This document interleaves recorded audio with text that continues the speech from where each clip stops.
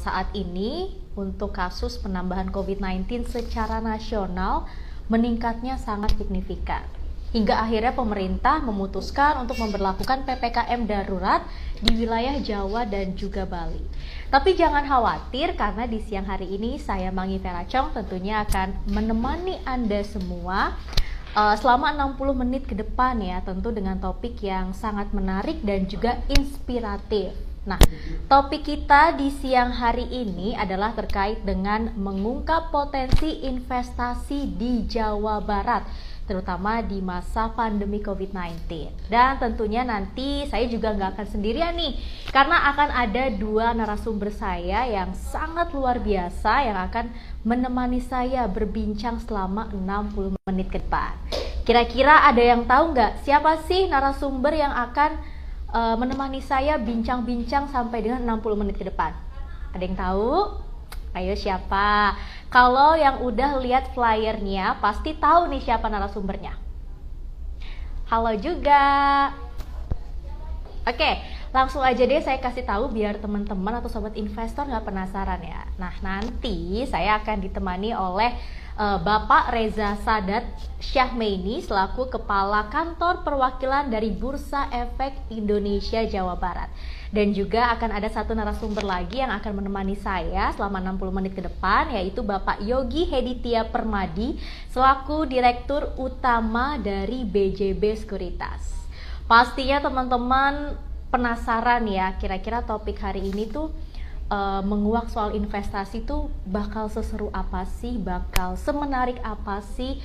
Dan nanti kalau ada sobat investor yang ingin bertanya seputar topik hari ini, boleh ya langsung aja ditulis di kolom komentar, karena nanti langsung akan saya bacakan dan tentunya akan langsung dijawab oleh narasumber saya, yaitu Bapak Reza Sadat selaku Kepala Kantor Perwakilan Bursa Efek Indonesia Jawa Barat, dan juga Bapak Yogi Heditia Permadi selaku Direktur Utama dari BJB Sekuritas. Nah, kira-kira di sini sobat investor ada yang berasal dari wilayah Jawa ataupun Bali nggak sih? Saya mau tahu deh. Kalau ada yang dari Jawa atau Bali, berarti sekarang lagi ngejalanin PPKM darurat ya. Nah, selama PPKM darurat ini kira-kira sobat investor ngapain aja sih di rumah? Boleh dong di-sharing lewat kolom komentar ya. Karena selama ini, selama masa PPKM darurat, ada nih yang dari Jawa, ada yang dari Bali, ada yang dari Surabaya juga ya. Oke, karena selama PPKM darurat ini ya, kalau untuk saya sendiri di Jakarta itu masih harus ngantor nih, masih harus menyiarkan berita-berita kepada pemirsa di seluruh Indonesia. Tapi tentunya nggak masuk full ya selama 1 minggu, tapi memang di rolling-rolling dengan teman-teman yang lainnya juga. Oke.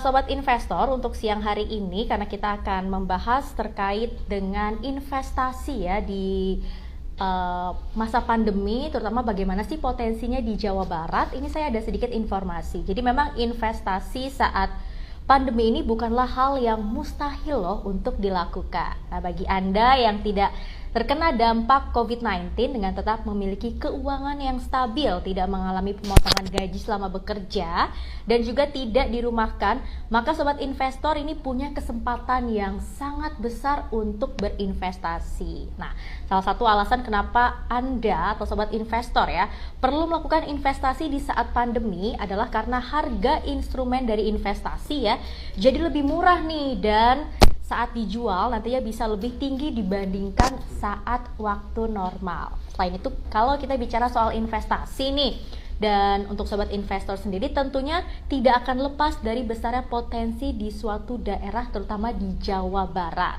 Bahkan tercatat angka pertumbuhan investor saham pasar modal di provinsi yang dipimpin oleh Bapak Ridwan Kamil tersebut nih ya, menempati posisi paling tinggi se-Indonesia. Dalam kurun waktu 1 tahun saja, jumlah investor saham di Jawa Barat bahkan bertambah hingga 42.000 investor. Luar biasa. Dan berdasarkan keterangan Kepala Perwakilan Bursa Efek Indonesia Jawa Barat, Bapak Reza Sadat Syahmeini.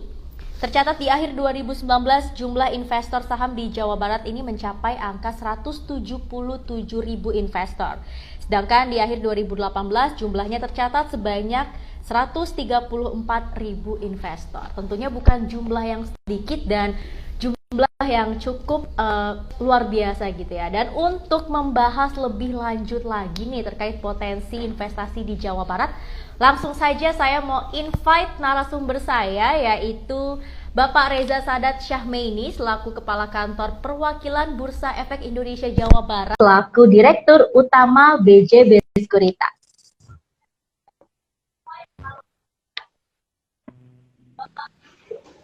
Oke, sudah bergabung bersama saya dengan Bapak Reza Sadat Syahmeini selaku Kepala Kantor Perwakilan Bursa Efek Indonesia Jawa Barat, dan juga Bapak Yogi Heditya Permadi selaku Direktur Utama BJB Sekuritas. Halo Pak Yogi dan Pak Reza.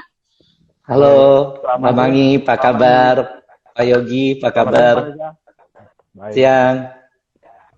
Kabar saya luar biasa dan kabar yang harus tetap semangat ya, karena pada siang hari ini saya akan berbincang dengan dua orang yang sangat luar biasa, yaitu Pak Yogi dan juga Pak Reza. Pak Reza dan juga Pak Yogi kabarnya baik ya?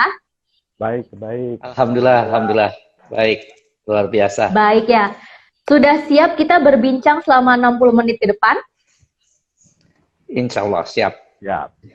Oke. Dan memang topik hari ini juga cukup menarik ya, karena kita akan membahas terkait dengan potensi investasi di Jawa Barat nih Pak. Dan ternyata memang berdasarkan data yang tim redaksi IDX Channel sudah rangkum begitu ya, untuk jumlah investor di Jawa Barat memang mengalami peningkatan yang cukup signifikan. Bahkan dalam kurun waktu 1 tahun, untuk jumlah investor saham Jawa Barat ini bertambah 42.000 ya. Di akhir 2019 jumlahnya mencapai 177.000 dan di 2018 jumlahnya 134.000. Mungkin saya mau tanya untuk Pak Reza terlebih dahulu nih Pak. Nah, sebenarnya kondisinya seperti apa sih jumlah investor di Jawa Barat sekarang? Ini benar-benar naik ya Pak ya? Pertumbuhannya berapa persen, berapa ribu Pak, dan apa sih penyebabnya gitu Pak? Ya betul. Alhamdulillah saat ini bahkan pertumbuhannya udah jauh meninggalkan angka yang 177.000 di 2019, di akhir 2019 ya Mbak Mangi. Sampai dengan Juni 2021 ya, akhir Juni 2021 jumlah investor di Jawa Barat untuk saham saja itu jumlahnya sudah 429.228. Jadi udah tembus angka 400.000. Jadi kalau kita lihat dari angka tadi yang Mbak Mangi sampaikan di akhir 2019 di 177.000, itu jumlah investor kita sudah tumbuh 242,4% gitu ya. Ini pertumbuhan yang luar biasa gitu ya, sampai dengan bulan Juni ini. Di tahun 2020 kemarin jumlah investor kita itu meningkat sampai 101.000 bahkan. Kalau di 2019 jumlah investor baru di saham itu jumlahnya meningkat 42.151 selama 1 tahun 2019, tapi di 2020 jumlah investor di Jawa Barat, jumlah investor saham di Jawa Barat itu meningkat 101.574 gitu ya. Lebih dari peningkatannya lebih dari 100% dari pencapaian waktu selama tahun 2019 yang lalu. Jadi bahkan di tahun 2021 ini baru 1 semester ya, baru sampai Juni 2021, pencapaian di 2020 yang kemarin itu all time high gitu ya, 2020 ini sudah pecah lagi gitu ya rekornya. Alhamdulillah saat ini jumlah investor kita selama 2021 ini sudah meningkat 150.549 investor baru sampai dengan bulan Juni, baru sampai Juni nih, belum sampai Desember. Nah, insya Allah juga angkanya juga terus bertambah ya. Oke, artinya memang di setiap tahunnya selalu ada peningkatan jumlah investor ya di Jawa Barat sendiri. Dan sebenarnya apa sih Pak yang menyebabkan peningkatan jumlah investor terus terjadi Pak, meskipun di tengah pandemi COVID-19? Silakan Pak Reza. Ya, kalau kita lihat sekarang ini antusiasme masyarakat untuk mengenal pasar modal ini sudah semakin semakin tinggi gitu ya. Ibaratnya kayak bola salju, hasil edukasi-edukasi yang kita lakukan sekian tahun yang lalu, alhamdulillah terus bertambah besar gitu ya dampaknya, sehingga akhirnya semakin lama justru semakin banyak masyarakat yang mulai berinvestasi di pasar modal.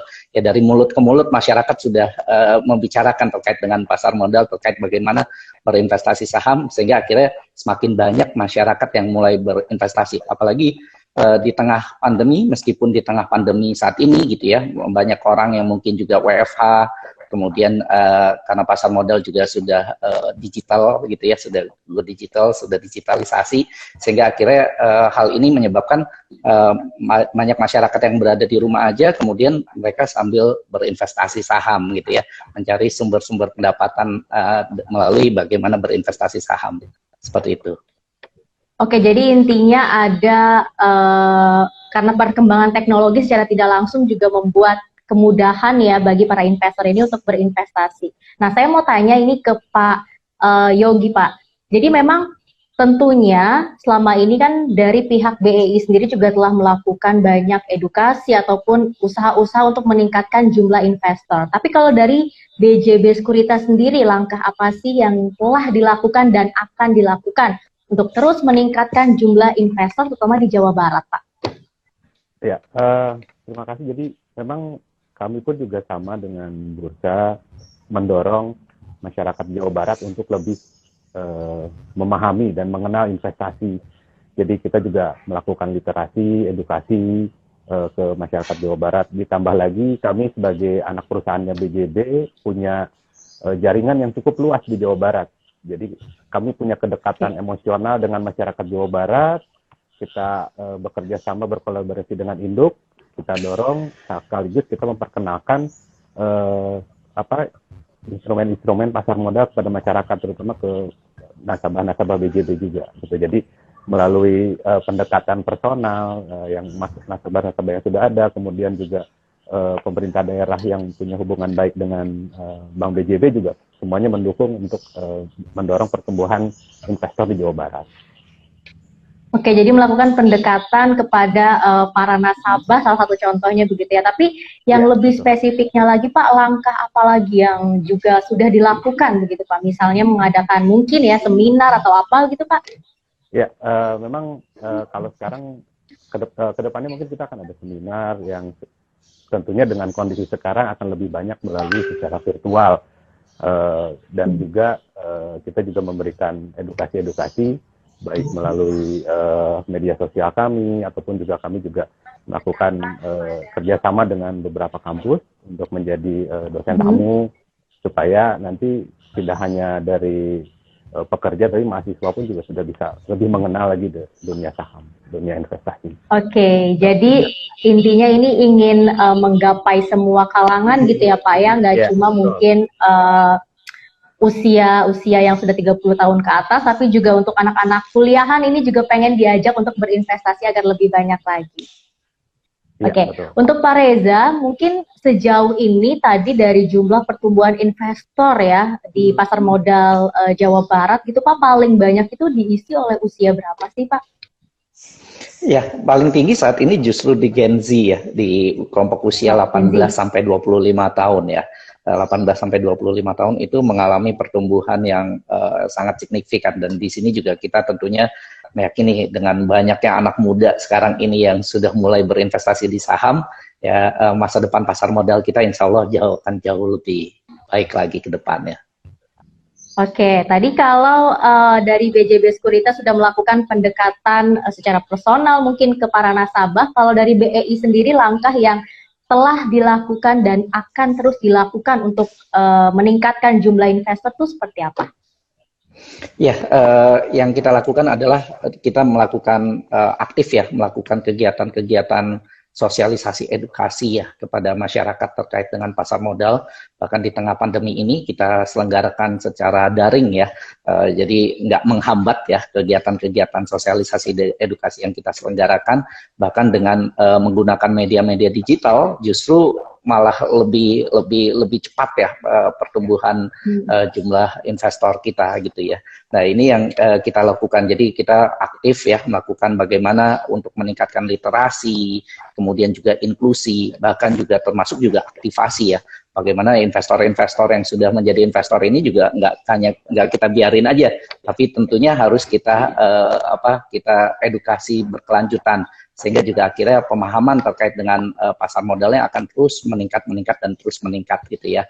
Dan ini yang terus kita lakukan. Kemudian di samping itu juga kita bersinergi juga dengan perguruan tinggi ya maupun juga dengan organisasi-organisasi. Kita mendirikan galeri-galeri investasi Bursa Efek Indonesia.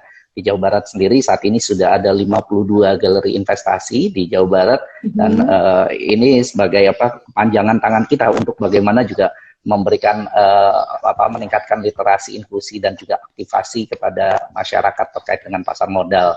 Itu yang kita lakukan. Di samping itu alhamdulillah juga kita mendapatkan support penuh dari OJK, baik itu OJK Kantor Regional 2 Jawa Barat maupun juga OJK Cirebon, OJK Tasikmalaya ya. Kita aktif melakukan kegiatan-kegiatan bersama dengan OJK ya untuk bagaimana kita juga termasuk juga memberantas juga terkait dengan investasi bodong yang selama ini mungkin juga di masyarakat itu juga cukup banyak gitu ya korban-korban dari investasi bodong. Nah dengan kita jalan bareng ya kita tekan gitu untuk terkait dengan investasi bodong. Ini loh investasi yang legal adalah investasi di pasar modal dan juga insya Allah juga akan memberikan keuntungan juga kepada masyarakat gitu. Jadi selain memberikan seminar, kemudian juga tadi memberikan edukasi melalui media digital, ini memberantas investasi bodong juga sangat penting begitu ya, mengedukasi mana nih yang investasi bodong, mana nih yang investasi legal gitu ya, kepada para calon investor. Nah saya ke Pak Yogi, saya mau nanya nih Pak, ketika di tengah pandemi COVID-19 dan juga adanya PPKM darurat ini, instrumen investasi apa sih yang paling banyak diminati oleh masyarakat Jawa Barat sendiri, Pak? Oke, baik. Secara melihat kondisi yang sekarang, sepertinya investasi di saham itu jadi salah satu pilihan utama dari masyarakat. Kenapa? Karena dengan bantuan teknologi, tanpa harus keluar rumah, orang bisa membeli saham dengan mudah melalui transaksi media online, baik dari handphone mereka ataupun juga dari laptop. Itu jadi mereka tidak perlu susah dan informasi yang diperoleh terkait dengan perkembangan harga saham pun juga mudah sekarang. Jadi informasi lebih mudah diakses, kemudian juga biayanya juga lebih murah untuk transaksinya, dan juga tentunya nominalnya pun juga sekarang sudah banyak pembukaan rekening efek itu yang tidak memerlukan nominal yang cukup besar. Jadi nilai-nilai 100.000, masih dalam hitungan ratusan ribu pun sudah banyak yang bisa membuka rekening efek, sehingga bisa jadi menarik orang untuk melakukan pembelian di transaksi atau di saham. Nah ini menarik nih Sobat Investor, ternyata untuk berinvestasi tidak diperlukan biaya yang cukup besar ya. Tadi menurut Pak Yogi sendiri kita mulai dari Rp100.000 ya Pak ya? Iya, betul. Rp100.000 kita sudah bisa berinvestasi. Nah, Pak Yogi kemudian tadi Pak Yogi menyampaikan bahwa instrumen investasi yang banyak diminati oleh masyarakat saat ini adalah instrumen investasi saham. Nah, bagaimana caranya dari BJB Sekuritas sendiri ini meyakinkan kepada calon investor atau para investor kalau instrumen investasi saham ini meskipun resikonya tinggi tapi returnnya tuh cukup tinggi. Nah, itu gimana cara ngeyakinin ya Pak? Ya, betul.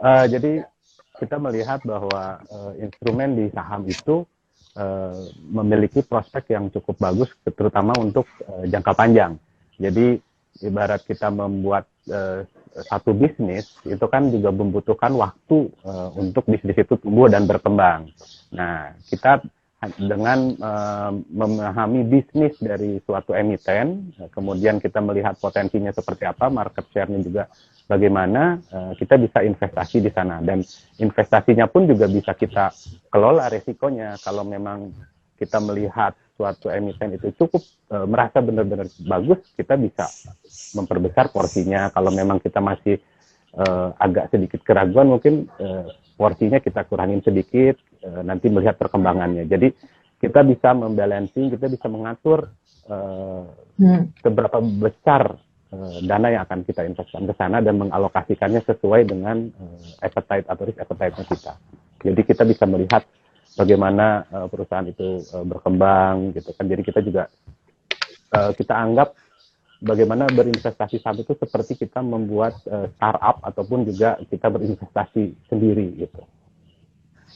Oke, jadi nggak boleh investasi langsung nyemplung aja gitu ya Pak ya. Kita harus tentunya mempelajari beberapa hal termasuk kondisi perusahaan tersebut, kondisi emiten tersebut. Nggak boleh asal ikut-ikutan temen ya, si teman kita beli emiten A kita ikutan, itu nggak boleh. Jadi kita memang harus mempelajari dulu nih kira-kira emiten ini atau perusahaan ini benar-benar bagus nggak sih untuk dikoleksi gitu ya Pak ya?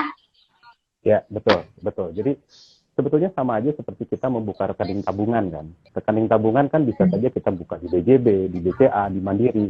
Semua ada kelebihan, ada manfaatnya, ada keuntungannya. Itu yang bisa jadi salah satu contohnya kita. Begitupun juga berinvestasi dengan saham. Belum tentu saham A itu menurut seorang bagus, buat kita bagus. Tapi tergantung bagaimana kita bisa menilai atau preferensi kita masing-masing seperti apa. Oke, lagi-lagi kita sebelum memulai investasi juga ada hal-hal perlu yang kita ketahui terlebih dahulu ya. Jadi jangan asal ikut-ikutan gitu kuncinya ya Pak. Betul. Oke, saya ke Pak Reza. Pak Reza, saat ini kan di wilayah Jawa dan Bali sedang diberlakukan PPKM darurat. Tapi itu sebenarnya berpengaruh nggak sih ke kondisi pasar modal di Jawa Barat gitu Pak? Atau mungkin nggak ada pengaruhnya sama sekali? Ya, alhamdulillah kalau kita lihat ya dari mulai awal pandemi sampai dengan saat ini ya justru malah jumlah investor kita alhamdulillah kita dapat berkah gitu ya. Jumlah investor kita malah mengalami pertumbuhan yang sangat signifikan gitu ya, dari 42.000 di 2019 penambahannya, 2020 malah nambah 101.000. Dan sekarang itu justru nambahnya udah 150.000 baru satu semester nih, belum 1 tahun gitu apa. Alhamdulillah ini kita kelihatannya ya tidak ada terpengaruh terkait dengan hal tersebut. Memang katakanlah waktu di awal tahun di awal pandemi ya di bulan Maret itu indeks kita memang sempat turun luar biasa di 2020 ya. Dari Januari sampai dengan Maret itu sempat bahkan indeks kita turun terendah dari 6.000-an turun ke 3.900-an gitu ya, dari 6.000-an. Tapi setelah itu kan indeks kita kembali mengalami kenaikan ya, kembali rebound gitu ya. Dan kemudian saat ini justru di tengah pandemi COVID-19, justru di tengah PPKM ya, di tengah PPKM yang PPKM darurat saat ini, minggu lalu justru indeks kita malah tetap mengalami kenaikan gitu ya. Jadi nggak turun lagi seperti awal-awal pandemi. Jadi masyarakat juga sudah lebih tahu, sudah lebih paham dan juga sudah juga melihat bahwa kedepannya ini potensinya tetap masih bagus gitu ya, tetap sangat meyakini hal tersebut. Jadi nggak ada pengaruh ya. Kalau kita lihat malah justru seminggu kemarin itu indeks kita malah menguat ya, tidak melemah ya pada saat terjadi PPKM darurat saat ini. Ya, kalau kita review emang Pak, kalau 1 tahun yang lalu di bulan sekitar Maret 2020 begitu ya, untuk kondisi IHSG kita kan sempat menyentuh level 3.000 ya, 3.900 ya. 3.900, tapi saat ini sudah rebound kembali dan telah menyentuh level di 6.000-an begitu ya. Meskipun ada PPKM darurat ternyata nggak ngaruh nih buat para investor untuk tetap berinvestasi. Nah, ini yang menarik, mungkin sobat investor juga pengen tahu nih dari Pak Reza, mungkin boleh diinformasikan atau di-share kira-kira tips untuk calon investor ketika ingin berinvestasi itu apa aja sih? Oke, kalau ingin kita investasi, yang pertama adalah kita harus tentukan dulu tujuan investasi kita itu buat apa, gitu ya. Tujuannya buat apa? Itu harus kita tentukan dulu tujuannya. Tujuannya, oh saya investasi hari ini buat menikah sekian tahun lagi, gitu kan. Nikahnya ntar juga maharnya pakai saham, gitu kan, sekian tahun lagi. Jadi saya mulai berinvestasi sekarang. Atau oh tujuan saya investasi hari ini katakanlah buat nanti saya mau kuliah lagi, katakanlah ke S2, ke S3 gitu ya, atau katakanlah tujuan investasinya buat nanti naik haji atau umroh gitu ya bersama dengan keluarga. Nah itu tentu harus kita tentukan dulu tujuan investasi kita. Kemudian juga kita harus pahami dulu profil resiko diri kita gitu ya, profil resiko diri kita ya. Kita ini tipe yang apa nih? Tipe yang risk taker kah, tipe yang moderat, atau tipe yang risk averter gitu ya. Orang yang nggak berani ngambil resiko, apa benar-benar orang yang berani ngambil resiko. Tentu nanti juga pemilihan instrumen investasinya juga akan berbeda gitu ya. Kalau tipe yang risk taker ya silahkan kalau mau trading gitu ya, mau beli pagi, jual siang gitu, itu silahkan kalau tipe yang risk taker. Tapi kalau tipenya yang risk averter ya sebaiknya jangan trading. Kalau menurut saya ada baiknya jangan trading karena nanti jantungnya nggak kuat gitu ya. Nah ini tentu kita harus tentukan juga dengan profil resiko. Mungkin kalau yang tipe risk averter mungkin akan lebih cocok mungkin kalau masa investasinya mungkin ke fixed income gitu ya, atau katakanlah juga masuknya ke reksadana pasar uang, reksadana pendapatan tetap, itu mungkin lebih cocok ke sana gitu. Kalau tipenya yang risk averter. Jadi sesuaikan dengan profil resiko. Kalau mau ke saham juga ya ambil saham-saham yang masuk katakanlah saham-saham blue chip, kemudian juga investasinya jangka panjang. Kalau tipe risk averter katakanlah mau ke saham juga gitu ya, mau ke saham. Tapi jangan trading saran saya karena nanti nggak siap ya dengan kalau volatilitasnya yang apa kalau untuk tipe risk averter. Nah, itu kita harus kenali profil resiko diri kita sehingga juga nanti pengambilan instrumen investasinya juga sesuai dengan profil resiko. Kemudian habis itu juga kita harus paham resiko dalam investasi, bahwa investasi saham ini nggak pasti untung, tidak pasti untung, ada resikonya, dan kita harus tahu itu resikonya, dan bagaimana cara mengendalikan resikonya, itu penting banget untuk kita ketahui gitu ya. Jadi investasi saham tuh jangan ikut-ikutan, kita harus tahu nih resikonya gitu ya. Kalau tipe yang risk averter kemudian kita ikut-ikutan sama adik kita yang mungkin yang tipe risk taker, nggak sesuai gitu ya. Jantungan. Nah, jantungan tadi kita jantungnya nggak kuat gitu ya. Nah itu yang tentu harus kita sesuaikan. Kemudian juga sumber dana investasinya ini juga belanjanya sesuai kebutuhan, tidak sesuai keinginan, sehingga akhirnya kita punya alokasi dana memang buat investasi. Jangan pakai hutang buat investasi ya, jangan pakai uang panas buat investasi, tapi pakai uang dingin ya. Mulai dari sekarang gaya hidupnya disesuaikan gitu ya, jangan kebanyakan gaya, nanti tekanannya semakin berat. Ini kan gayanya biasa-biasa aja, tapi investasinya luar biasa gitu ya. Jadi uangnya udah disimpan gitu, diinvestasi gitu apa. Nah itu yang kita harus lakukan. Kemudian juga pastikan tentunya penyedia produk investasinya itu yang punya legalitas ya. Jangan sampai kita kena investasi bodong, berinvestasi pada investasi bodong. Investasilah pada yang legal gitu ya. Baik legal, alhamdulillah. Saat ini ada 99 anggota bursa dari Bursa Efek Indonesia, kemudian juga di Jawa Barat juga alhamdulillah juga BJB Sekuritas Jawa Barat juga sudah memiliki izin untuk perusahaan efek ya, dan ini juga bisa jadi tempat alternatif untuk kita mulai membuka rekening dan kemudian juga mulai berinvestasi. Kemudian juga cari informasi pengetahuan sebanyak mungkin ya sebelum kita investasi. Jadi jangan beli kucing dalam karung. Ya, kita mengajak Bapak Ibu teman-teman buat investasi ya, bukan buat spekulasi. Spekulasi apa? When you buy something without adequate research gitu. Ketika kita beli sesuatu tanpa riset yang memadai, maka kita sedang spekulasi. Jadi jangan beli kucing dalam karung. Kenali dulu perusahaan yang mau dibeli, bagaimana kinerjanya selama ini gitu ya. Itu kita harus tahu bagaimana kinerjanya. Produknya laris nggak di masyarakat ya, kita tahu gitu ya. Kemudian juga lihat bagaimana prospek bisnisnya ke depan, itu kita juga harus ketahui. Bagaimana fundamental dari perusahaannya, kita harus paham betul gitu ya. Kemudian juga investasi secara berkala ini akan lebih baik ya. Biasakan memang habitnya ya untuk belanja sesuai kebutuhan, tidak sesuai keinginan, sehingga kita terus punya dana, alokasi dana ya setiap bulannya buat investasi, buat membangun masa depan kita, masa depan keluarga kita yang lebih baik tentunya. Kemudian juga tentukan batas nilai investasi sesuai kemampuan keuangan ya. Jangan maksain investasi ini lagi bagus nih, ngutang dulu deh, kita pinjam uang gitu kan buat investasi. Enggak, jangan. Baiknya pakai dana lebih kita ya untuk investasi. Banyak terjadi itu ya Pak ya? Betul. Investasi tapi kemudian, uangnya ngutang. Betul, jadi, karena apa ya, nafsu kayak gitu ya. Ya mungkin karena ini akhirnya ya bela-belain gitu. Wah ini kayaknya bakalan naik gitu. Akhirnya pinjam uang sana, pinjam uang sini dulu. Padahal sebetulnya kondisinya nggak seperti itu. Nah kalau kita pakai hutang, begitu katakanlah kita harus bayar hutang, ternyata bisa jadi katakanlah sahamnya posisinya lagi di bawah gitu ya.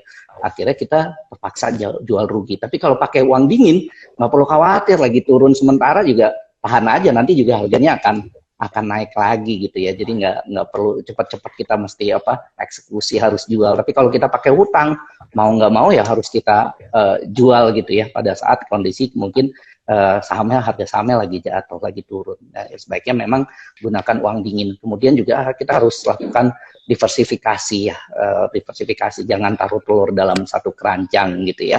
Kita harus pisah-pisah pada beberapa keranjang, jangan investasi katakanlah juga pada satu instrumen, mungkin juga ya kalau di saham ya jangan hanya di satu saham tapi juga dipecah ke beberapa sektor gitu ya.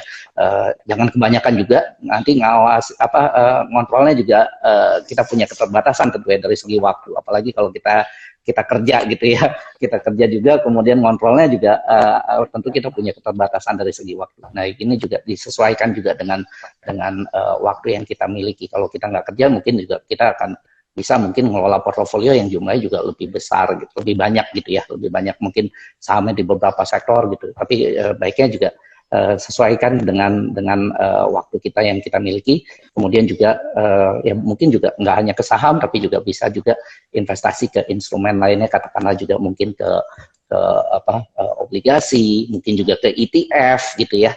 Nah itu bisa jadi alternatif buat para investor.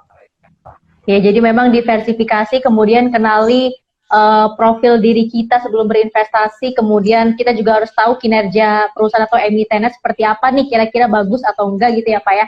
Nah itu merupakan tips bagi para calon investor. Pak Yogi, kalau tips untuk investor yang memang sudah berinvestasi ini supaya investasinya lancar, terutama di tengah pemberlakuan PPKM darurat, kira-kira apa aja sih Pak tipsnya boleh dibagikan kepada sobat investor di siang hari ini? Ya, buat teman-teman atau sahabat investor yang sudah berinvestasi sekarang, ya mungkin ini juga masih ada peluang untuk bisa meningkatkan lagi revenue-nya ataupun return-nya dengan kondisi memang pada saat pandemi ini kecenderungannya akan sedikit melambat. Nah, biasanya pada saat agak melambat ini harganya masih di bawah nih. Jadi kalau mau nambah lagi juga kan untuk sektor-sektor tertentu juga cukup banyak yang berpotensi gitu kan. Jadi nanti setelah pandemi ini ya mudah-mudahan pandemi ini tidak berlangsung lama, tidak lama lagi bisa pulih, Indonesia bisa pulih kembali, tentunya roda bisnis akan berjalan kembali, di situ akan mulai meningkat lagi. Jadi kita bisa melihat kalau sekarang mungkin banyak fokus baik di sektor farmasi, kemudian juga mungkin yang lagi ramai juga terkait dengan digital banking gitu kan.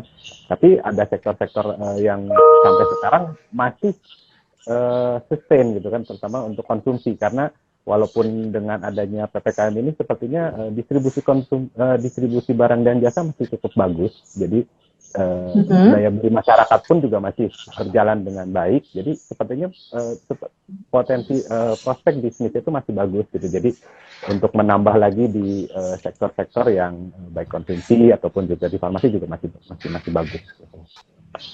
Oke, ini menarik, nanti kita akan bahas lebih lanjut terkait dengan sektor-sektor apa saja sih yang sekiranya masih cuan ya untuk dikoleksi di tengah pemberlakuan PPKM darurat. Tapi sebelumnya saya juga mau menginformasikan kepada sobat investor ya, yang ingin bertanya, boleh langsung tulis pertanyaannya di kolom komentar, karena nanti langsung akan saya bacakan dan langsung akan dijawab oleh kedua narasumber saya. Dan ternyata ini sudah ada satu pertanyaan dari sobat investor, yaitu dari iskandar.atkur ya.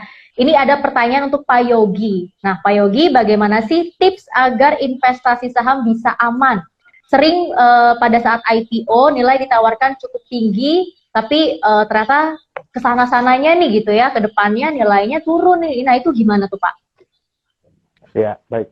Terima kasih Pak Iskandar. Jadi yang utama itu memang banyak yang beranggapan bahwa kalau kita beli IPO itu pasti untung.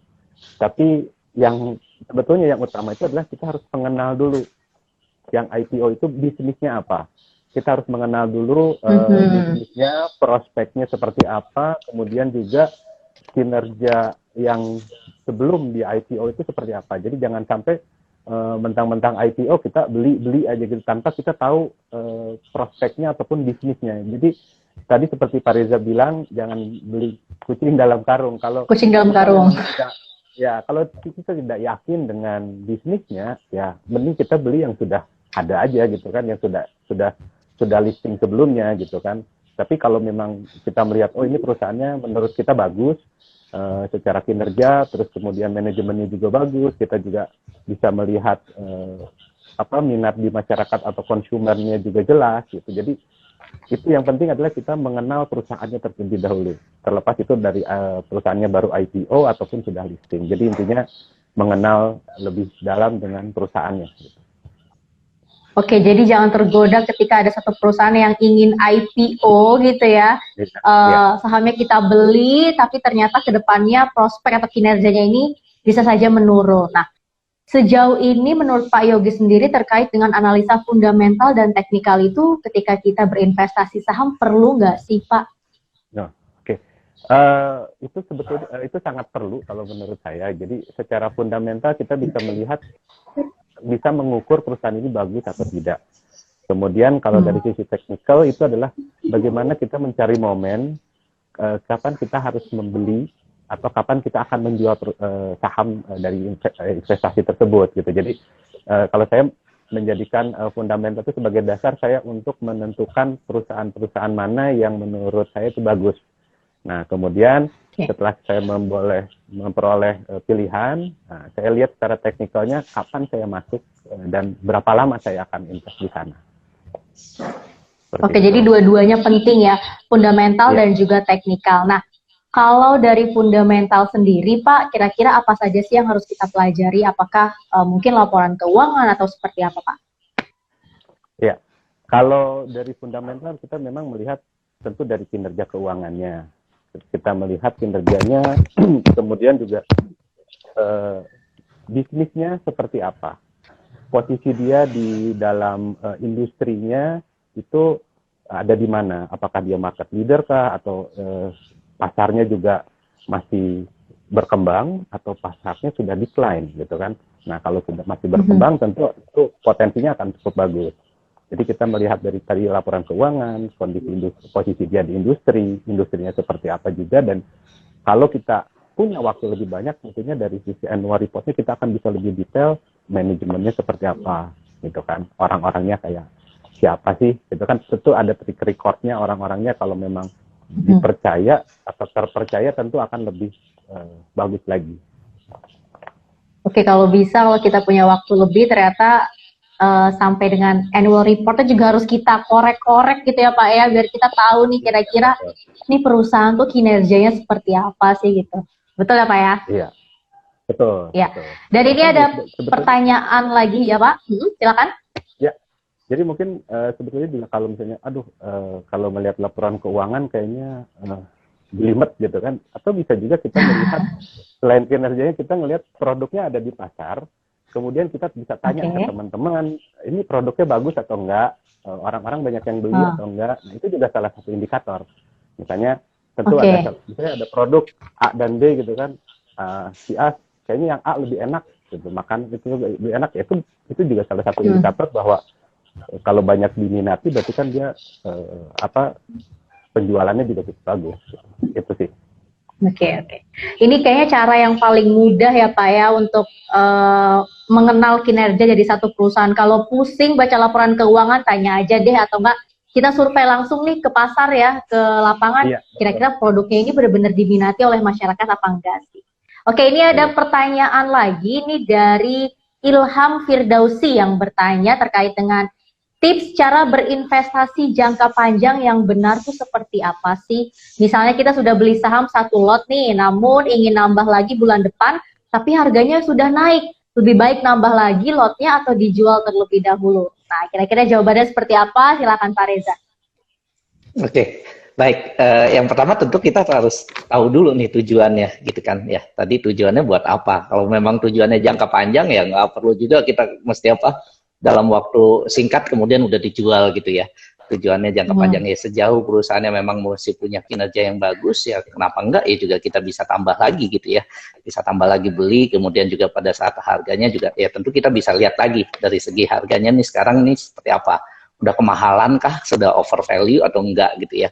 Nah itu juga tentu harus kita lihat. Makanya kita penting banget untuk kita tahu betul fundamental dari perusahaannya gitu ya, fundamental perusahaannya ya, sehingga kita tahu ya ada value, ada harga gitu ya. Harga itu bisa jadi satu titik itu bisa jadi berada di atas nilai sebenarnya dari perusahaan ya, over value. Tapi juga bisa jadi juga nanti harga tuh bisa jadi juga berada di bawah nilai sebenarnya, bisa under value. Nah, jadi yang harus kita ketahui adalah value dari perusahaan ini gitu ya, dengan prospek bisnisnya juga ke depan value-nya berapa, sehingga kita tahu betul kapan kita mesti masuk gitu ya, dan kapan kita harus kita keluar dari saham tersebut, dan kemudian juga atau kapan katakanlah kita mesti pindah ke perusahaan lain yang prospeknya mungkin lebih baik. Nah ini yang tentu kita harus paham betul gitu ya. Nah, harus kita pelajari, dan ini harus teman-teman harus terus mau belajar untuk akhirnya juga teman-teman semakin terasa untuk nantinya bisa memahami betul bagaimana caranya berinvestasi dengan baik tentunya. Oke, tapi sebenarnya pada dasarnya nih ada trik tersendiri nggak sih buat investasi jangka panjang sama investasi jangka pendek? Apa yang membedakan gitu Pak? Pak Reza silakan. Ya, kalau untuk investasi jangka panjang ya teman-teman harus kuasai betul analisa fundamental ya, kuasai analisa fundamental. Kalau investasi jangka pendek ya teman-teman harus kuasai analisa teknikal ya, analisa teknikal itu harus dikuasai. Tapi kalau untuk jangka panjang ya kuasai fundamentalnya, kenali betul perusahaannya, siapa manajemennya gitu kan, bagaimana track recordnya, itu teman-teman harus pelajari, ketahui itu. Kemudian melihat bagaimana laporan keuangannya, selama ini kinerjanya seperti apa, dari tahun ke tahun seperti apa gitu ya, 3 tahun terakhir, bahkan juga 5 tahun terakhir, kita bisa lihat bagaimana kinerjanya selama ini gitu ya. Jadi bukan hanya jangka pendek yang kita lihat, katakanlah tahun ini aja, tapi kita bisa lihat juga track record manajemennya dari kinerja perusahaannya selama sekian tahun ke belakang gitu ya, 3 tahun, 5 tahun terakhir itu seperti apa. Penjualannya meningkat nggak dari tahun ke tahun, kita bisa lihat gitu ya. Produknya laris nggak di masyarakat gitu ya, dengan lihat dari angka penjualannya. Dan penjualan juga bisa kita breakdown lagi tuh, penjualannya cash atau penjualannya kredit gitu kan. Nah itu yang pakai piutangkan gitu atau katakanlah cash. Nah ini juga kita bisa lihat. Kemudian juga piutangnya lancar atau enggak. Nah, itu juga bisa didalami lagi dari segi laporan keuangan ya. Kemudian juga dari segi labanya gimana gitu kan, mengalami peningkatan enggak dari tahun ke tahun. Lihat perusahaan-perusahaan yang punya kinerja yang bagus dari tahun ke tahun juga labanya juga terus mengalami peningkatan gitu kan. Cari perusahaan-perusahaan yang seperti itu. Kemudian juga kita juga bisa lihat dari analisis rasio-rasio, kita bisa lihat katakanlah juga debt to equity ratio-nya, bagaimana ada perbandingan antara hutang dengan modalnya. Ini perusahaannya hutangnya gede banget nih, modalnya katakanlah juga nggak segede hutangnya gede banget. Nah ini artinya perusahaannya kerja buat bayar hutang gitu ya. Nah ini juga kita harus lihat nih debt to equity ratio-nya gitu kan. Tapi berbeda tuh mungkin dengan sektor tertentu ya, kayak perbankan ya memang dana pihak ketiga itu masuk ke dalam debt gitu ya. Nah itu juga tentu harus kita pahami. Nah itu kemudian juga kita lihat juga ROE-nya mungkin ya, tingkat timbal hasil dari investasi yang kita tanamkan itu berapa persen hasil yang kita bisa peroleh gitu ya, return-nya. Kemudian juga kita bisa lihat dari PER-nya, PBV-nya, itu juga kita bisa lihat di sana gitu ya. Kemudian setelah itu juga kita lihat prospek bisnisnya ke depan. Prospek bisnisnya ke depan seperti apa? 5-10 tahun yang akan datang penjualannya akan terus meningkat atau enggak? Produknya akan tambah laris enggak di masyarakat? Itu harus kita pelajari betul gitu ya. Kita lihat nih strategi bisnisnya apa gitu ya. Strategi bisnisnya apa sih, kekuatan dari perusahaannya, kelemahannya apa, opportunity-nya apa, threat-nya apa gitu ya. Pesaingnya seperti apa. Nah itu harus kita pelajari gitu ya, harus kita pelajari. Namanya kita mau beli perusahaan nih, ya tentu kita harus tahu nih perusahaan gimana nih ke depan nih, bisnis ini menarik nggak gitu, bisnis ini menarik nggak, bisnis yang dijalani oleh perusahaan ini menarik nggak ke depannya, akan tambah meningkat nggak penjualan produknya ke depannya, akan tambah disenangi masyarakat atau tidak gitu kan, tentu harus kita lihat seperti itu gitu Oke, jadi memang kalau kita bicara soal laba, kemudian bicara soal piutang, itu kaitannya dengan analisa fundamental dan lebih disarankan ya ketika kita ingin berinvestasi jangka panjang. Kemudian untuk investasi jangka pendek tadi pakai yang analisa teknikal. Tapi kalau lebih baik lagi dua-duanya kita harus kuasai gitu ya Pak ya, biar investasinya lancar terus gitu ya. Iya, kalau misalkan kita punya kuasai fundamental, kemudian juga teknikalnya kita juga ngerti, ya itu bagus banget ya. Kita kita tahu kapan mesti time to buy-nya gitu ya.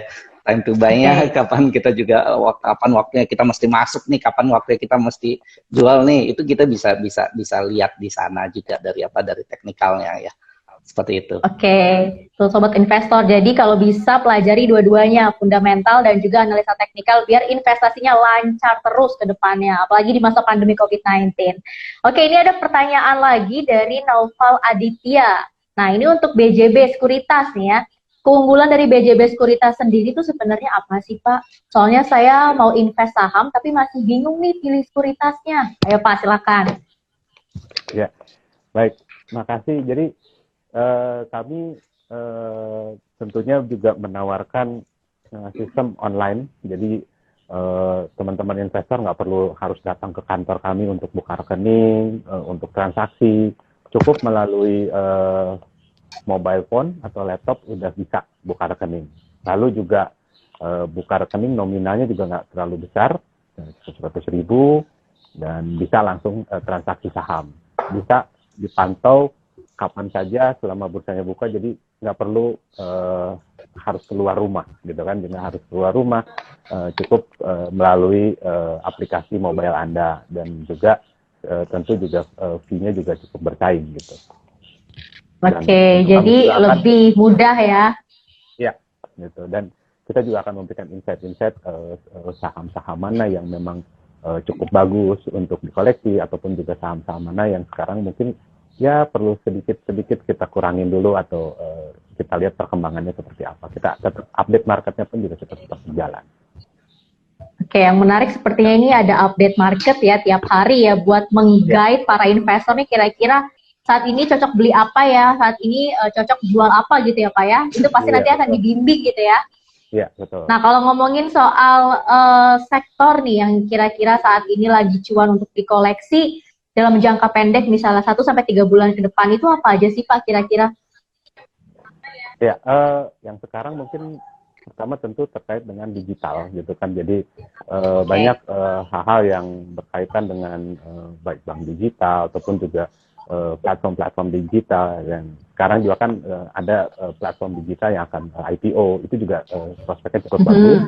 Kemudian juga walaupun dampak pandemi ini cukup lumayan berdampak ke kita, tetapi kita bisa melihat bahwa ada sektor-sektor yang terkait dengan pandemi ini juga yang mungkin bisa memperoleh kinerja yang jadi lebih bagus gitu. Jadi kinerja jadi bagus gitu kan, karena baik misalnya dari sisi farmasi, kemudian juga rumah sakit, itu juga salah satu industri yang cukup menarik ya. Kemudian juga sektor konsumsi dasar biasanya yang menjadi kebutuhan masyarakat yang utama, itu juga masih cukup bagus untuk dikoreksi. Oke, jadi sektor digital ya, yang berhubungan dengan sektor digital, kemudian juga farmasi ini masih oke lah buat dikoleksi di masa pandemi COVID-19. Apakah itu termasuk juga untuk sektor seperti telekomunikasi, Pak? Ya, komunikasi tentunya juga dengan banyaknya pekerja yang melakukan WFH, gitu kan, juga itu juga tentunya membutuhkan platform untuk komunikasi yang cukup banyak, gitu kan. Jadi sepertinya sektor komunikasi menjadi salah satu pilihan juga, baik dari kita kebutuhan untuk berkomunikasi, kalaupun juga kita kebutuhan hiburan di rumah juga, itu tentunya kan sekarang sangat bergantung dari teknologi telekomunikasi. Oke, jadi memang selain digital, kemudian farmasi, telekomunikasi juga sepertinya cocok untuk dikoleksi. Nah, sobat investor, kapan lagi ya mencoba berinvestasi hanya dengan Rp100.000 tadi ya Pak ya, sudah bisa mulai berinvestasi, nggak perlu banyak-banyak, apalagi nanti ada insight-insight atau guide ya dari BJB Sekuritas yang akan memberikan arahan kepada sobat investor agar investasinya lancar terus nih, terutama di masa pandemi COVID-19. Oke, ini ada pertanyaan lagi dari Nandi Wardana yang bertanya terkait dengan kalau dari luar wilayah Jawa Barat, boleh nggak sih buka akun lewat BJB Sekuritas nih? Di luar wilayah Jawa Barat, Pak? Ya, baik. Jadi BJB Sekuritas ini merupakan istilahnya sekuritas yang unik gitu. Jadi kami lahir dari ketentuan atau peraturan OJK yang baru dengan kategori kami adalah perusahaan efek daerah. Karena perusahaan efek daerah, kami diamanatkan untuk mendorong pertumbuhan investasi di wilayah tempat kami beroperasi, yaitu di Jawa Barat. Jadi yang menjadi nasabah kami itu saat ini sesuai ketentuan OJK-nya hanya masyarakat yang beridentitas atau ber-KTP Jawa Barat. Jadi kalau masyarakat yang KTP-nya bukan Jawa Barat belum dapat kami layani, jadi semuanya hanya yang ber-KTP Jawa Barat gitu. Jadi kalaupun misalnya dia domisilinya domisilinya ada di luar Jawa Barat tapi KTP-nya Jawa Barat sih boleh gitu. Oke, tapi tentunya hingga saat ini BJB Sekuritas sendiri juga terus mengedukasi ya, baik itu masyarakat di wilayah Jawa Barat maupun di luar Jawa Barat untuk terus meningkatkan literasi terkait dengan investasi ya Pak ya, tadi dengan seminar, kemudian melakukan pendekatan tadi ke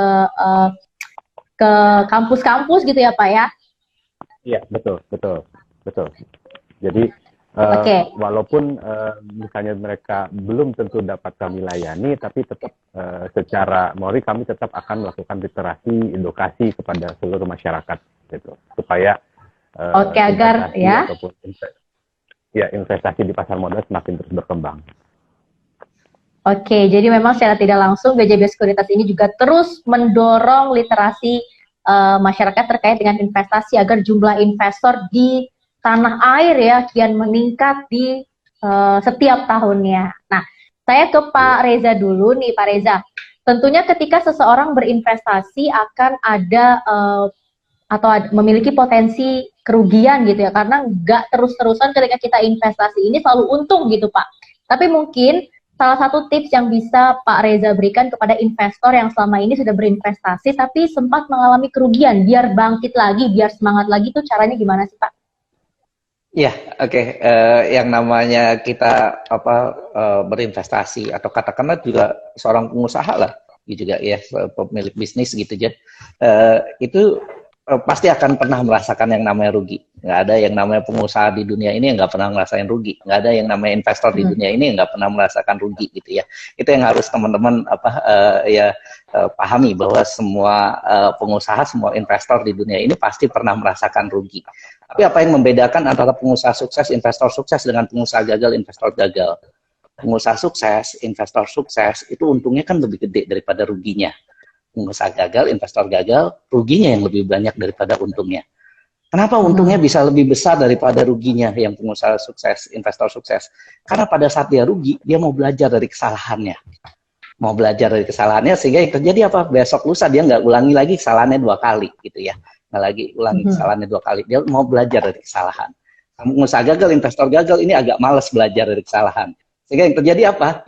Dia ulangi kesalahannya berkali-kali. Gitu ya, ulangi kesalahannya berkali-kali hingga satu titik dia berhenti jadi pengusaha, berhenti jadi investor, jadilah pengusaha gagal, investor gagal. Nah, teman-teman juga seperti itu. Jadi jangan mau jadi investor gagal tentunya. Motivasinya dari awal adalah bagaimana saya harus sukses. Untuk itu harus terus mau belajar. Jadi pada saat lagi rugi sekarang, saya akan jadi sukses gitu ya. Saya pasti sukses. Dan teman-teman harus terus belajar. Pelajari kenapa saya rugi kemarin, sehingga akhirnya saya tahu, besok lusa saya tidak akan mengulangi hal yang kayak gini, kemudian besok saya harus berhasil, sehingga akhirnya mau belajar, dan insya Allah nanti akan sukses. Yakin bahwa teman-teman akan sukses, insya Allah teman-teman akan sukses. Oke, jadi ketika kita mengalami kerugian saat berinvestasi, justru itu waktunya bagi kita ya buat belajar, supaya kedepannya kita tidak mengalami kerugian yang mungkin lebih besar lagi dari waktu sebelumnya gitu ya Pak ya? Iya. Harus terus mau belajar ya. Harus terus mau belajar, itu kuncinya nomor 1 ya Pak ya? Betul. Tapi mungkin di siang hari ini ya? Kondisi market tuh dinamis gitu ya. Mau nggak mau ya menuntut kita harus terus mau belajar. Kayak zaman sekarang lah, nggak ada yang pernah menyangka bahwa kita akan pandemi gitu ya. Nggak akan ada dulu nggak ada yang nyangka gitu kita akan pandemi, dan kemudian ada sektor-sektor ternyata yang diuntungkan dengan pandemi gitu ya. Ternyata ada sektor-sektor yang diuntungkan dengan pandemi. Itu kan mau nggak mau kita harus belajar. oh gini ya, ternyata ada juga sektor yang diuntungkan di tengah pandemi COVID-19 ini gitu ya. Nah itu kita belajar, oh kita mesti beli sektor-sektor yang ini gitu ya, dibanding katakanlah sektor-sektor yang lain yang mungkin agak kurang menarik gitu ya. Nah itu yang tentu kita menuntut kita untuk terus mau belajar gitu ya, update ya kondisi market seperti apa. Oke, jadi memang kita harus terus belajar ya, kita harus update juga kondisi market itu seperti apa ya, terutama di tengah pandemi COVID-19 ini harus pinter-pinter memilih nih kira-kira sektor apa aja sih yang sekiranya masih cuan untuk dikoleksi gitu ya, mana waktunya jual, mana waktunya beli. Nah, sayang sekali ini sebentar lagi waktu kita kan akan segera berakhir nih Pak di siang hari ini. Nggak terasa ya, kita udah ngobrol dari tadi ternyata udah mau 1 jam. Ini satu pertanyaan terakhir untuk Pak Yogi dan juga untuk Pak Reza. Kira-kira ada tips nggak sih yang ingin disampaikan kepada calon investor ataupun sobat investor ya yang ingin atau telah berinvestasi di tengah pandemi ini, terutama di tengah pemberlakuan PPKM darurat? Saya mulai dari Pak Yogi terlebih dahulu, silakan Pak Yogi.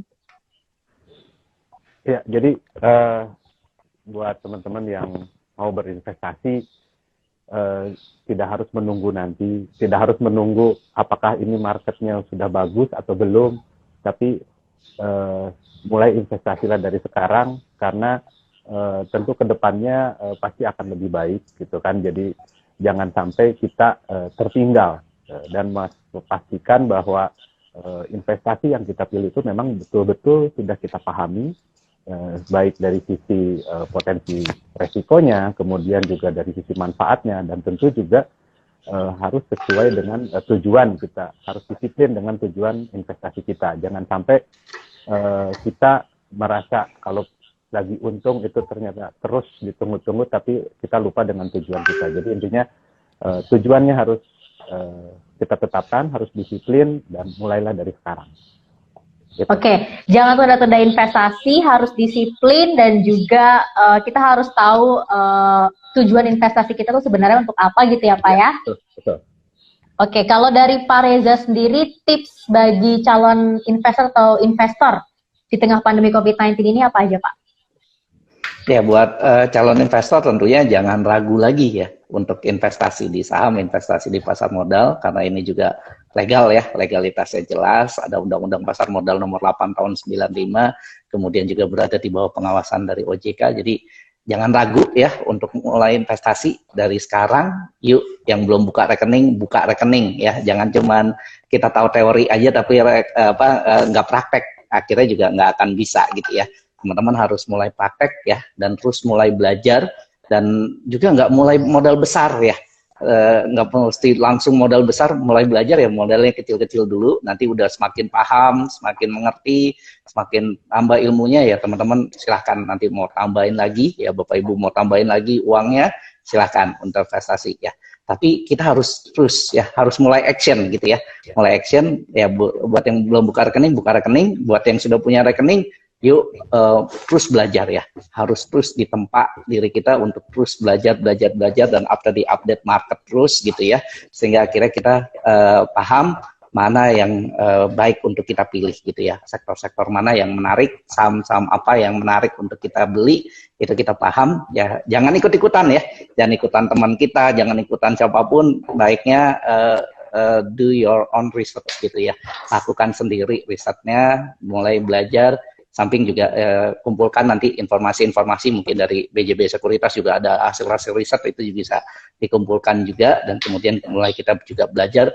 Insya Allah Bapak Ibu, teman-teman semua akan jadi investor-investor sukses, dan yakin bahwa Bapak Ibu akan sukses, Insya Allah akan sukses. Amin. Jadi memang pada intinya yang saya tangkep nih ya, tips and trick dari Pak Yogi maupun Pak Reza terkait dengan investasi, jangan ditunda-tunda ya. Mulailah berinvestasi sedini mungkin, karena salah satu keuntungan investasi ini adalah bisa menopang kehidupan kita di masa mendatang ya Pak ya? Ya, betul. Oke, Pak Yogi dan Pak Reza, terima kasih banyak untuk waktunya di siang hari ini, telah menyempatkan bergabung dan berbincang ya bersama saya dan juga Sobat Investor. Terima kasih, sehat selalu dan sukses selalu Pak. Makasih Mbak Mangi, makasih Pak Yogi. Pak Reza. Terima kasih. Sehat selalu Mbak Mangi dan Pak Yogi. Sehat Sampai jumpa selalu lagi, Pak. sobat semuanya. Makasih. Thank you. Saya izin live ya. Oh, silakan Pak, terima kasih. Kasih. Oke Sobat Investor, nggak terasa ya, ternyata udah sekitar 60 menit nih saya dan juga dua narasumber saya tadi berbincang terkait dengan potensi investasi di masa PPKM darurat, terutama di wilayah Jawa Barat.